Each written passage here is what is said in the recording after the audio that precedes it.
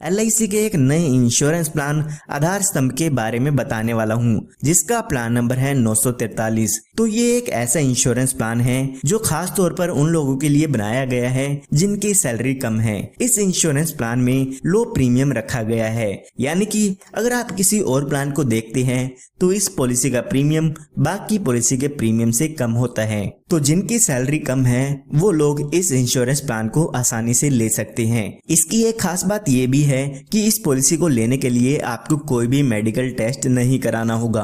बिना medical test के आप इस इंश्योरेंस पॉलिसी को LIC की तरफ से ले सकते हैं। यहाँ पर मैं आपको बताना चाहूंगा कि ये पॉलिसी सिर्फ और सिर्फ पुरुषों के लिए बनाई गई है। अगर आप लेडीज हैं और इस इंश्योरेंस पॉलिसी को लेना चाहते हैं तो आपके लिए आधारशिला प्लान अवेलेबल है। अगर आप जेंट्स हैं तो आपके लिए आधार स्तंभ प्लान लाया गया है।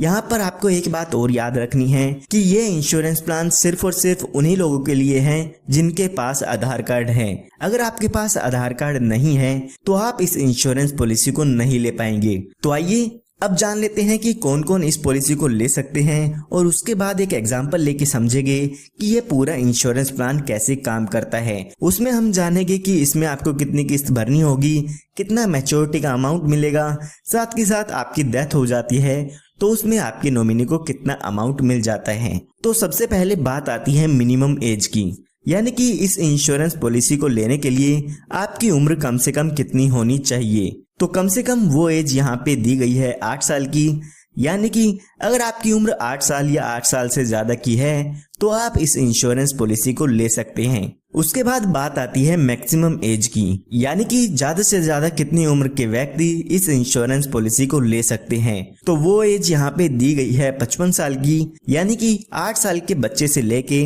55 साल के व्यक्ति तक ये इंश्योरेंस पॉलिसी ले सकते हैं। उसके बाद बात आती है मिनिमम टर्म की, यानी कि आप कम से कम इस पॉलिसी को कितने साल के लिए ले सकते हैं। तो यहाँ पर वो टाइम दिया गया है 10 साल का। कम से कम 10 साल के लिए आपको इस इंश्योरेंस पॉलिसी को लेना होगा। इसी तरह से बात आती है मैक्सिमम टर्म की, यानी कि ज्यादा से ज्यादा इस इंश्योरेंस प्लान को आप कितने साल के लिए ले सकते हैं। तो वो टाइम पीरियड यहाँ पे 20 साल का दिया गया है। 10 साल से लेके 20 साल के बीच में आप कोई भी पॉलिसी की टर्म ले सकते हैं, जैसे कि 15 साल, 16 साल, 18 साल, 11 साल, 12 साल, जो भी आप इसमें टर्म लेना चाहते हैं वो आप ले सकते हैं। उसके बाद बात आती है मिनिमम सम एश्योर्ड की, यानी कि इस इंश्योरेंस प्लान में कम से कम बीमा आप कितने रुपए का ले सकते हैं। इसका मतलब ये नहीं है कि इतने रुपए आपको पे करने होंगे। इसके बेसिस पे जो भी आपकी इंश्योरेंस पॉलिसी है उसका प्रीमियम कैलकुलेट किया जाता है। तो मिनिमम सम एश्योर्ड यहाँ पे 75,000 रुपए का दिया गया है। कम से कम 75,000 रुपए का बीमा आप इसमें ले सकते हैं। इसी तरह से बात आती है मैक्सिमम सम एश्योर्ड की, यानी कि ज्यादा से ज्यादा बीमा आप इसमें कितने रुपए का ले सकते हैं। तो वो अमाउंट यहाँ पे दिया गया है 3 लाख रुपए का। 3 लाख रुपए से ज्यादा का बीमा आप इसमें नहीं ले सकते हैं। तो आइए अब एक एग्जांपल लेके समझते हैं कि ये पूरा इंश्योरेंस प्लान कैसे काम करता है। तो एग्जांपल समझने के लिए मान लेते हैं जो आपकी उम्र है वो 30 साल की है और आप इस इंश्योरेंस प्लान को लेना चाहते हैं।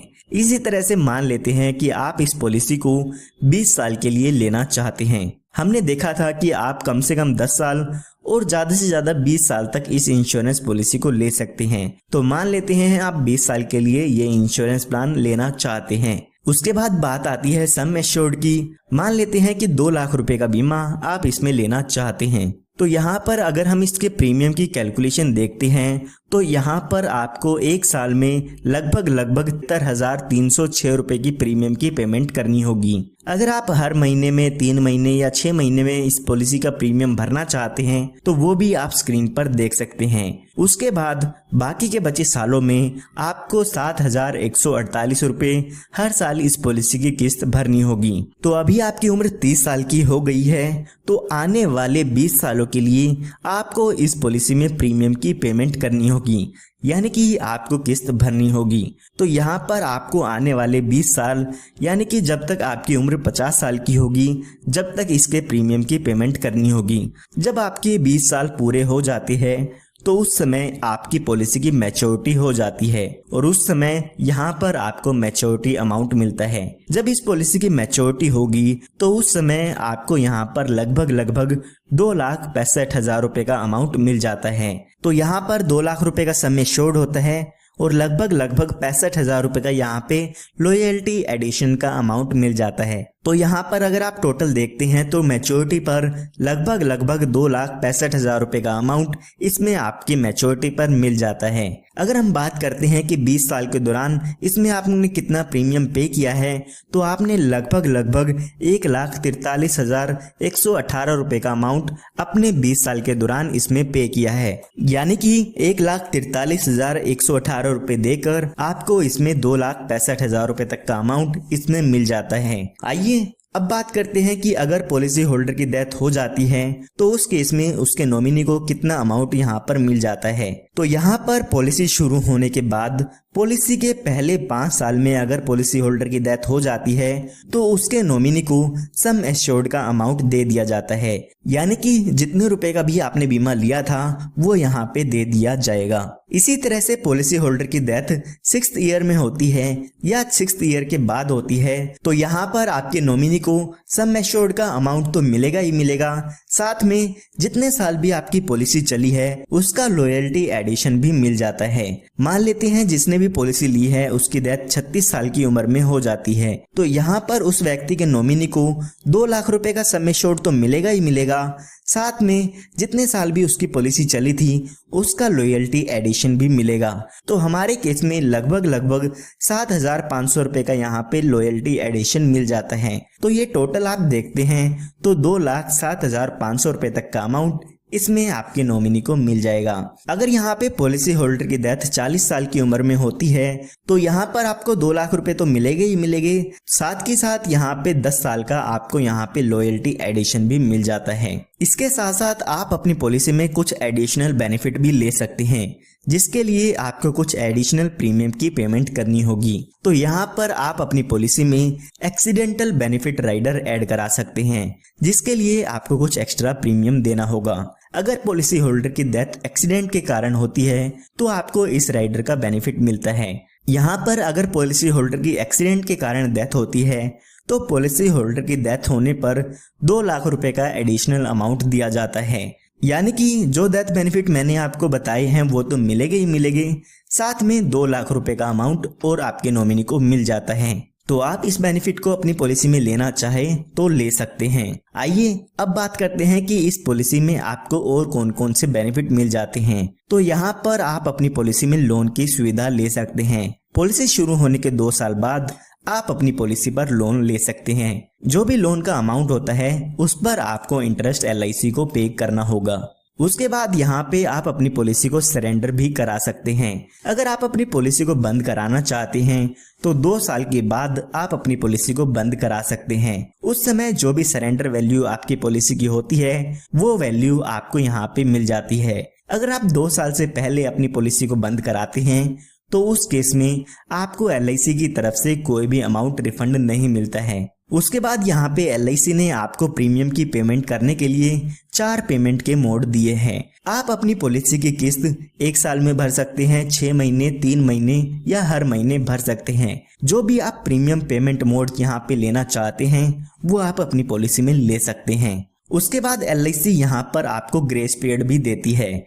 कई बार ऐसा होता है कि आप अपनी पॉलिसी का प्रीमियम टाइम पे नहीं कर पाते हैं तो LIC यहाँ पर आपको कुछ एक्स्ट्रा दिन देती है जिनके अंदर आप अपनी पॉलिसी का प्रीमियम बिना किसी लेट फीस के दे सकते हैं। तो अगर आपका प्रीमियम पेमेंट मोड मंथली है तो यहाँ पर आपको 15 दिन का ग्रेस पीरियड मिल जाता है, लेकिन अगर आपका मंथली मोड के अलावा और कोई पेमेंट मोड है तो यहाँ पर आपको 30 दिन का ग्रेस टाइम पीरियड मिल जाता है। इस टाइम पीरियड के अंदर आप बिना किसी पेनल्टी के अपनी पॉलिसी की प्रीमियम पे कर सकते हैं। उसके बाद यहाँ पे आपको एक रिवाइवल का बेनिफिट भी मिल जाता है। कई बार ऐसा होता है कि किसी कारण से आपकी पॉलिसी बंद हो जाती है। अगर आप उस पॉलिसी को फिर से शुरू कराना चाहते हैं तो बंद होने के बाद 5 साल के अंदर आप अपनी पॉलिसी को फिर से शुरू करा सकते हैं। जो भी उसके प्रीमियम्स हैं, जो भी उसके इंटरेस्ट है, उनकी पेमेंट करके आप अपनी पॉलिसी को फिर से शुरू करा सकते हैं। उसके बाद यहाँ पे आपको टैक्स बेनिफिट भी मिलते हैं। तो जो भी इनकम टैक्स की रिटर्न फाइल करते हैं वो इस ऑप्शन का बेनिफिट ले सकते हैं।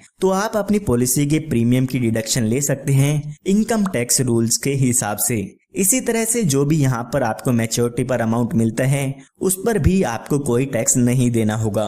वो इनकम टैक्स के सेक्शन 1010D में उसको एग्जेम्प्ट कर दिया गया है। इसी तरह से जो भी डेथ क्लेम होता है उस पर भी आपको कोई टैक्स नहीं देना होगा। उसके बाद यहाँ पे LIC ने आपको एक बेनिफिट और दिया है, वो ये है कि आप अपने मैच्योरिटी या डेथ क्लेम के अमाउंट को इंस्टॉलमेंट में ले सकते हैं। यानी कि जो आपको पैसा एक साथ मिलना था उस पैसे को आप किस्तों में ले सकते हैं। तो LIC यहाँ पर आपको कहती है कि जो भी आपका मैच्योरिटी का अमाउंट है उस अमाउंट को आप 5, 10 या 15 साल की किस्तों में ले सकते हैं। LIC उन किस्तों पर आपको यहाँ पे इंटरेस्ट भी देती है। तो पॉलिसी की मैच्योरिटी होने से 3 महीने पहले तक आपको LIC को बताना होगा अगर आप अपने पैसे को इंस्टॉलमेंट में लेना चाहते हैं। ये आपके लिए एक ऑप्शन है, अगर आप इंस्टॉलमेंट में लेना चाहते हैं तो ले सकते हैं, वरना आप इसे एक साथ भी ले सकते हैं। इसी तरह से आप जो भी डेथ क्लेम होता है उसको भी अपने नॉमिनी को इंस्टॉलमेंट में दिला सकते हैं। आप अपनी पॉलिसी के दौरान बता सकते हैं कि आपकी डेथ होने के बाद आपके नॉमिनी को ये अमाउंट किस्तों में मिले या एक साथ मिले। तो जो भी आप ऑप्शन चूज करते हैं उसके हिसाब से आपके नॉमिनी को ये अमाउंट दे दिया जाता है। तो ये हमने बात कर ली है LIC के प्लान नंबर 943 आधार स्तंभ की। उम्मीद करता हूँ अब आपको आधार स्तंभ के बारे में सब कुछ पता चल गया होगा।